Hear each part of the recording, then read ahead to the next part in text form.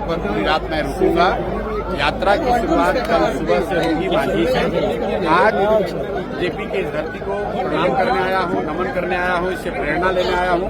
रात भर यहाँ पर रुकूंगा और यहीं कल सुबह यहीं से यात्रा शुरू होगी। नीचे यहाँ पे आए हैं, आपको क्या कुछ लगता है कि आप परिवर्तन करने की जरूरत है, क्योंकि आपका उद्देश्य भी बिहार में परिवर्तन करना है? नहीं, यहाँ इस धरती को शांत किशोर के वक्तव्य की जरूरत नहीं है। हम लोग बहुत छोटे लोग हैं, ये बहुत बड़े महामानव की जमीन है। हम लोग तो बस यहाँ श्रद्धांजलि देने आ सकते हैं, श्रद्धा के भाव के साथ आ सकते हैं, उसको नमन करने आ सकते हैं। मैं यहाँ से कोई संदेश नहीं देना चाहता हूँ। अगर कोई संदेश है तो यही है कि जिस व्यवस्था परिवर्तन संपूर्ण क्रांति की बात इस धरती के लाल जेपी ने करी है, बिहार के लोगों को ये समझने की जरूरत है कि आज वो मौका है। 4 महीने के बाद चुनाव है। एक बार अगर आप व्यवस्था परिवर्तन चाहते हैं, अपने बच्चों के लिए शिक्षा रोजगार चाहते हैं, तो जेपी के बताए हुए रास्ते पर चलिए।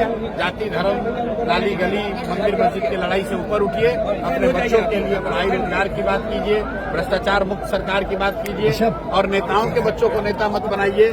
समाज का जो काबिल व्यक्ति है उसको नेता बनाइए। यही बात तो जेपी ने सिखाया, यही बात उन्होंने बताई।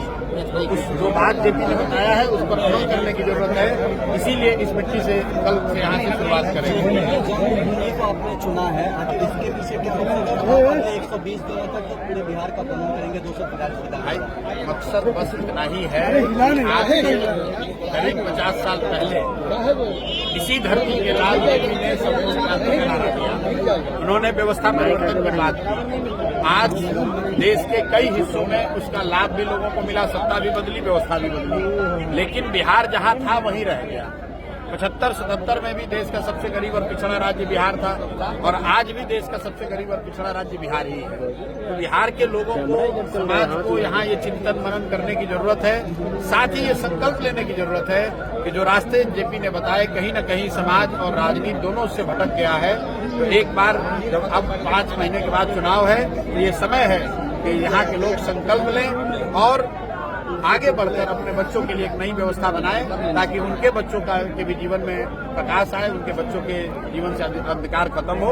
यही संदेश यहाँ से देना चाहेंगे। जो जेपी का संदेश है उसी संदेश को दोहरा रहे हैं। लोगों के बच्चों के जीवन में प्रकाश लाना चाहते हैं, लेकिन जयप्रकाश जी के घर में पूरी तरह अंधेरा है। पिछले 1 साल से उदासीनता देखने को मिल रहा है, क्या होगा? भाई मुझे ये पहले से पता नहीं था, मैं ये दावा नहीं कर सकता हूँ कि मुझे मालूम था। मुझे भी नहीं मालूम था और शायद आप में से भी ज्यादातर लोगों को मालूम नहीं था। ये आने के बाद मुझे दिखा है, लोगों ने बताया